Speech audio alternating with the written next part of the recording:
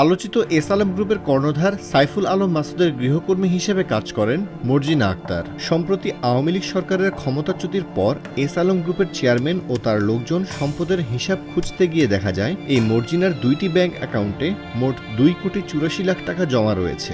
এর মধ্যে ইসলামী ব্যাংকে 4,55,00,000 টাকা করে মোট 22টি ফিক্সড ডিপোজিট রয়েছে 1,10,00,000 টাকা। আর ফার্স্ট সিকিউরিটি ইসলামী ব্যাংকের সঞ্চয় হিসাব রাখা আছে 1,84,00,000 টাকা। আর্থিক খাত নিয়ে কাজ করে এমন একটি সরকারি সংস্থার প্রতিবেদন আসে আজকের পত্রিকার হাতে। সেই প্রতিবেদন ঘেঁটে এসব তথ্য পাওয়া যায়।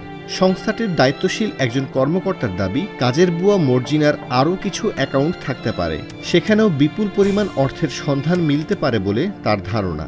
নথি ঘেঁটে জানা যায়, এস আলমের গৃহকর্মী মর্জিনার নামে চট্টগ্রামের 2টি ব্যাংকে 2টি অ্যাকাউন্ট রয়েছে। এর মধ্যে চলতি বছরের শুরুতে খোলা একটি অ্যাকাউন্টে 22টি এফডিআর এর তথ্য রয়েছে। চট্টগ্রামের ইসলামী ব্যাংক 5 শাইল শাখায় মর্জিনা আক্তারের নামে 4,55,000 টাকা করে 22টি এফডিআর এর মোট টাকার পরিমাণ 1,10,00,000 টাকা। এছাড়া একই ব্যক্তি অর্থাৎ মর্জিনা আক্তারের নামে চট্টগ্রামের প্রবর্তক মোড় ফার্স্ট সিকিউরিটি ইসলামী ব্যাংক শাখায় একটি সঞ্চয় হিসাব রয়েছে। এই হিসেবে তার রয়েছে 1,84,00,000 টাকা। সব মিলিয়ে এই গৃহকর্মীর 2টি ব্যাংক অ্যাকাউন্টে 2,84,00,000 টাকা জমা রয়েছে। 2টি অ্যাকাউন্টের এত পরিমাণ অর্থ জমা থাকার বিষয়টি অস্বাভাবিক বলছেন সরকারের সংশ্লিষ্ট সংস্থা।